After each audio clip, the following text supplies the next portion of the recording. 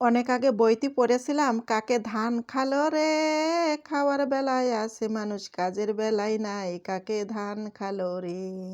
আমার পরিস্থিতি সেরকম একটা অবস্থা হয়ে গেছে। আমার খাওয়ার বেলার মানুষ আছে, লোকজন আছে, কিন্তু কাজের বেলায় নাই। আসসালামু আলাইকুম, সবাই কেমন আছেন? এ গ্রাম ও গ্রাম সব গ্রামই খোঁজাখুঁজি করেছি। কাজের জন্যে একটা মানুষও কোথাও পালাম না। তন্ন তন্ন করে খুঁজেছি। আর আমার ২ টা ছাওয়াল আছে, আল্লাহ গো!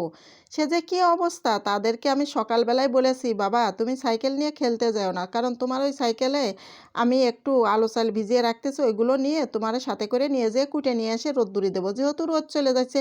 ওরে বাবা রে বাবা! ছেলে দুডে সেই কথা শুনে কোথায় যে চলিয়ে গেছে খেলা করতে। ওদেরকে খুঁজে আমি কোথাও মাঠে ঘাটে কোথাও পালাম না।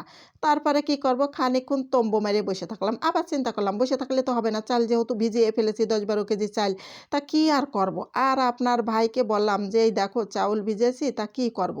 কিছু টাকা পয়সা দিলে আমি চাউল কটা একটু কুইটে নিয়ে আসতাম।" সে বলল যে, "চাল ভিজাতে কইছে কেডা তোমারে? বুঝাইছো কি জন্যে?" তো আমি বলছি, "ও মা!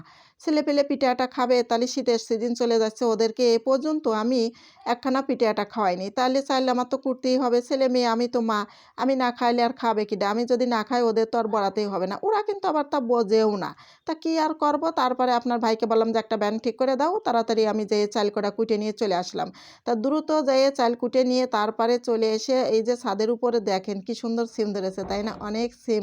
আর এদিকে দেখেন আমি কিন্তু এই যে নিমপাতা রোদ্দুরে নেড়ে দিছি। এইগুলো দিয়ে কিন্তু দাঁতের মাজন তৈরি করব আর গুঁড়ো করে ১ চামচ করে খাবো। চাউল কটা কুটিয়ে আনার পরে রোদ্দুরে দেওয়ার পরে আমি একটু স্বস্তি পেলাম। আবার তাড়াতাড়ি রান্নাবান্না করতে হবে। আর ছাদের উপরে দেখেন কি সুন্দর আমাদের বাড়িওয়ালা খালা হচ্ছে কি সুন্দর বড়ি বানায়ে দেখেন এই যে রোদ্দুরে শুকাইতে দেছে।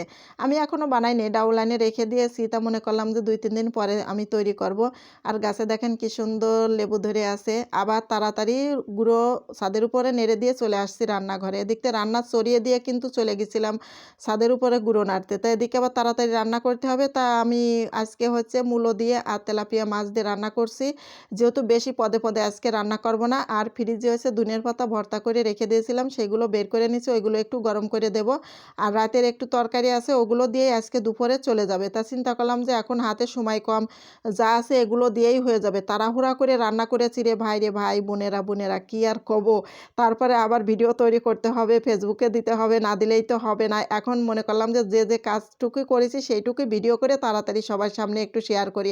আমরা যখন যে পরিস্থিতিতে থাকি আসলে তখন সেই পরিস্থিতিতে সেইভাবেই কিন্তু ভিডিও দিতে হবে। ভিডিও না দিয়ে তো আর করার কিছু নাই, মিস করা তো যাবেই না, ভিডিও তো দিতেই হবে। এই যে ধনিয়ার পাতা ভর্তা করে রেখে দিয়েছিলাম, আজকে এই যে বের করে এখন গরম করে নিচ্ছি, গরম গরম ভাত দিয়ে খেয়ে নেব। তা সবাই ভালো থাকো, চলে গেলাম, আবার দেখা হবে, আল্লাহ হাফেজ।